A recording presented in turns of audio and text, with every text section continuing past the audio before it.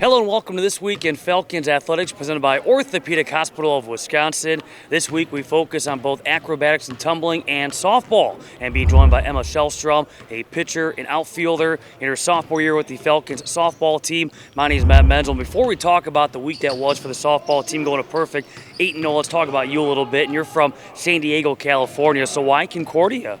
Well, Coach Crook definitely was just filling my inbox like no tomorrow. I was looking at different schools, and I actually came to visit, and I just absolutely fell in love with it. With Lake Michigan being right here, it kind of made me feel the ocean, so definitely felt home, and including with all like my teammates, they really made it feel like a family. So how do you handle the spring weather here in Wisconsin? Oh, I mean, it's definitely an adjustment. It's absolutely cold. I mean, I try to use as many layers as possible and just try to have as many hand warmers too. So, but other than that, I can't really do much about it. Now, I've read through your bio that you have a huge pin collection. You wear a different pin every game day. How did that pin collection begin?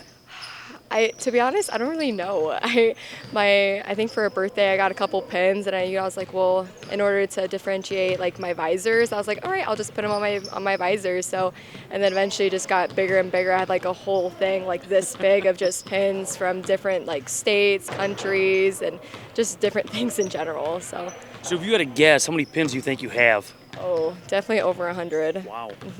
So how do you decide which pin to go with per day? Well, sometimes I'll ask my teammates, and I'll just bring it into the locker room and be like, all right, guys, what are we feeling today? So that, or I just, I randomly pick, close my eyes, and like, all right, that one. Now, do you find yourself being superstitious at all? Oh, absolutely. Like, if I have, like, a couple good, like, games in a row, I'm like, all right, no, we can't change the pins. Got to keep them the same. So I'm guessing this past weekend with back-to-back 5-inning complete game shutouts, you kept the same pin on that visor? Oh, absolutely. Yes. Let's talk about the team. Okay, this past week, a busy week for you guys, which included a doubleheader at Edgewood on top of 6 games at home. Won all 8 that were played last week. What was working for the team last week? Obviously, our communication, we definitely worked on that at practice. Based on like last week, we definitely struggled with that, but really going in at practice and really focusing on that communication, we really vibed this week. So. How about for you, what was working for you, especially on Saturday and Sunday with those complete game performances? Me and Meg definitely had like really, really good chemistry. Just kind of talking between innings, what was working, what was not. Definitely like going in the bullpen, working on things as well.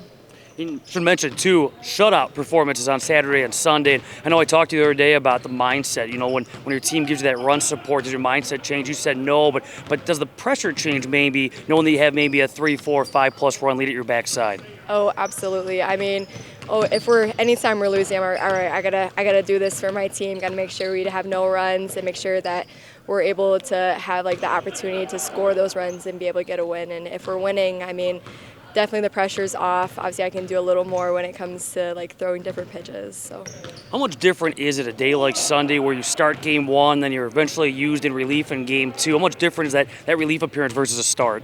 I mean, it's not much of a difference. Obviously, like with same mentality, like you want to come out strong and be able to pull out that win. Take us through. Okay, it's game day. You're going to probably be starting game 1. What's the pregame routine? Ooh, definitely got to get a coffee in, got to get a bagel in. Definitely listening to my music. I always have like my music on shuffle, like always AirPods in. I mean, you can ask any of my teammates. I'm always listening to music. What is your song when you go to the circle, you get that warm-up song? What is your go-to? Ooh, definitely, obviously, California Love. I mean, got to get that. Obviously, that's my walkout song, so, yeah. Okay, so take us through a week like the last week in the sense you pitched 4 different, throughout the course of that week, 4 different dates.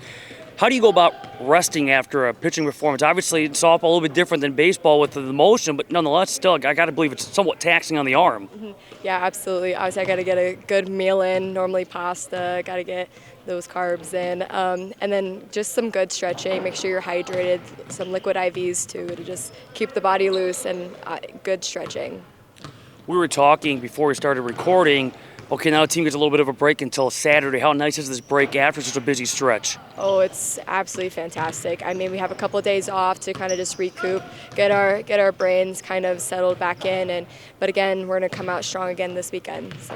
Yeah, Saturday at Aurora before returning to Catalyst Park coming up on Sunday for a noon doubleheader that against the Marian University Sabres. How about the way the team's playing? We talked about last week, but overall, do you like where this team's at right now, having won 9 straight? Oh, absolutely. I mean, based on last year, obviously it was kind of a little rocky up and down, but this year we have a really good vibe, and including with Coach Meg, she's really pushing us to our limits. And for you, on a personal level, you had 6 wins last year as a freshman, already 7 wins this year. What's been the big, change for you from one year to the next? I think obviously the freshman, just being a freshman coming in, trying to start, obviously those nerves really hit you. I finally have found my footing to really get to that starting spot this year, and obviously I've had my teammates behind me to really back me up. Finally, what goals do you have for what's left of this season? Oh, definitely just keep winning, have a national championship, just keep having those good vibes, and just win. You go with the same pin because of the back-to-back performances come Saturday? Oh, absolutely. Yeah. Well, Emma, all the best. Thanks a lot for your time and continued success. All right, thank you. More to come as we continue here on this week's edition of This Week in Falcons Athletics, presented by Orthopedic Hospital of Wisconsin. I can't imagine being any other profession than an orthopedic surgeon. We have the privilege and we have the responsibility to make people better. We've been fortunate enough to take care of professional athletes. We've also been fortunate enough to take care of our neighbors and friends who trust us to give them back their life. One of the main reasons I came here was because this is the way healthcare is meant to be delivered. Being devoted exclusively to orthopedic care means that we can focus on delivering specialized care for every patient. And that includes not only the surgeons and the physicians, but also anesthesia, controlling pain, the nurses, and the scrub techs, and everyone in the recovery is dedicated to treating conditions that are very similar for people. Our tagline is an uncommon focus on you. We think the focus on the patient experience is what sets us apart. Before we make any process or clinical decision at the hospital, we start with the same question: is this what's best for the patient? If we can't answer yes, we move on to the next idea. Our nurses provide care for no more than 3 patients per shift, whereas other facilities, they might provide care for 7 or even 8 patients per shift. We think this personalized care is what sets us apart from others. I think that dedication to our patients is our number one focus. And you can technically do a good operation, but if you're not centered on the patient, they're not necessarily going to have a great outcome. The Orthopedic Hospital of Wisconsin is physician-owned. It's physician-led. We have the responsibility to make the right decision for every patient. We also have the freedom to make the right decision for every patient. Physicians and staff collaborate through regular meetings, weekly and monthly, and with a relatively small team, we're able to change the way we do things if we need to tweak something to make it perfect. The facility specifically was designed so that quality could be measured and maintained and sustained. When you have 7,000 patients a year receive their surgery here, it's important that patient number 1 and patient number 7,000 receive the same care. We place an extremely high priority on the patient experience here. We send surveys to each and every person that receives care at our hospital. Those survey results come back directly to me. I review them and share them with our senior leadership, as well as the staff and the physicians that provide the care to those patients. There's almost 5,000 hospitals in the country that are measured. The Orthopedic Hospital of Wisconsin measures number 1, not number 2, not number 3, not runner-up, number 1 in patient satisfaction in the state of Wisconsin for the last 10 years running.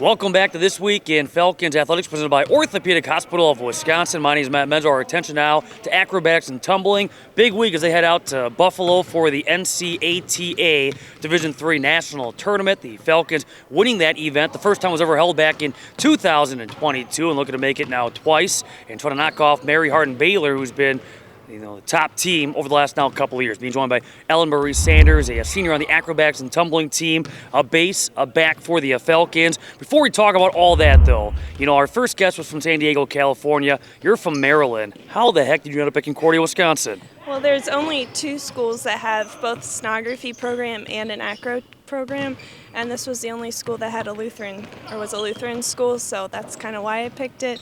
I did change my major, so now I'm an education major, but that was why I originally came out here. So. What did you know about acrobatics and tumbling prior to coming here? I had a couple of gymnastics teammates who were on the NACRO team out east, so that was kind of how I first heard about it. So. And now over the last couple of years, your sister's on the team as well. How cool is that? It is pretty cool. We got to compete in gymnastics together and in softball, so kind of continuing that on, so it's pretty cool. Now, from an acrobatics and tumbling perspective, okay, you've been with this program now for 4 seasons. How do you feel like you've improved in that time? I mean, the first year you come, you don't really know much about acro, and you really learn a lot that first year. And then kind of going off of that, you learn how to tumble on dead mat, because I came from a spring floor, so it takes a couple years, but by senior year, you kind of know what you're doing. So. Has your role changed a great deal in the 4 years? Not really. I started out more backing, then I went to more basing, now I'm back to backing, so a little bit, but kind of whatever the team needs for each year. Breaking down the Falcons roster, you're one of 5 seniors on the current roster.